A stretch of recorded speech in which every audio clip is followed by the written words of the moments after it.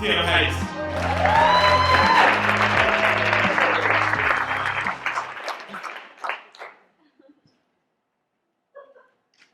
This is my friend Chris. A couple of years ago, he posted on Facebook that he was going to climb Mount Everest. He was going to hike up to the last staging camp at 17,000 feet. He had this idea, this dream of taking pictures of the Milky Way rising over Everest. I thought he was full of prunes.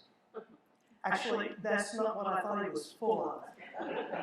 But I dismissed the whole thing as a pipe dream that would never happen.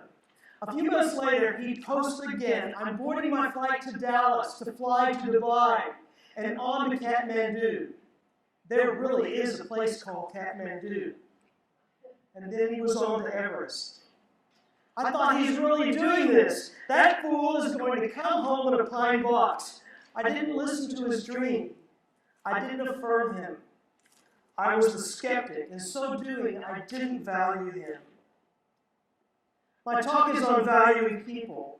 I can give you 100 reasons why you should value others, but the very best reason is it releases human potential. It helps them be their very best, and by doing so helps us become more human in the very best sense of the word. There are many ways to value people, but from my perspective, the most powerful, the easiest, and yet at the same time, the most challenging way is to listen patiently.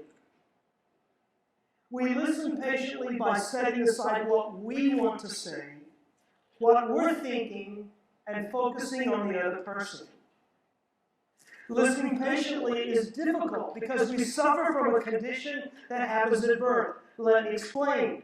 Newborns cry and giant hands appear out of nowhere and take care of them. Newborns get poopy, and again, giant hands appear and change them and clean them up. Newborns get hungry. They cry and giant hands, you get the rest. For newborns, the entire world revolves around them. And when we become adults, the world still revolves around us. It's hard to listen patiently and value others when the world revolves around me. Let me ask you, how patient are you?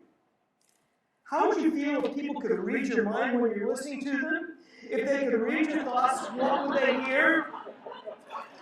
I wish you would hurry up and shut up, or while you're going on and on, I'm going to prepare my rebuttal, or you poor thing, I know just how to fix you if you just shut up a minute so I can talk, or I already know what you're saying, you don't have to go on and on. To truly value people, we set aside our need to be at the center of the universe. And we focus on the other person. We listen to understand, not to fix, not to get our 2 cents in. We take the time to really hear them. We resist the urge to jump in and say, I know just how to fix you. I know just what you're saying. We listen with fascination to the words. Our body reflects our patience, our openness. We use our voice to restate what we hear without editorials, without one-upping. In doing so, we send this simple message: you are the most important person in the universe. And when that happens, something magical happens that opens the door. Potential is released, value is conferred, deep connection is forged. When we have valued another human being, we have said, you count for something in the scheme of things. Chris walked up Mount Everest. He took night pictures. He came home, walked off the plane upright on his own 2 feet, not in that pine box. He did something that many people dream about, but few ever accomplish. Because he said out loud, I want to take pictures of Mount Everest.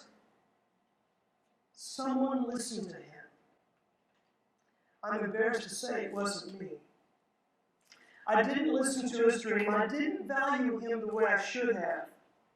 But someone else did. They listened.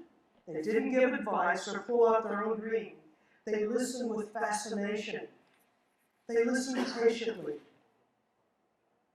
And the listening gave reality to the dream and unleashed Everest and Chris. And that's exactly what happens when we listen. Really listen to others. By listening to them, we unleash Everest in them. And that's a high calling that all of us can aspire to.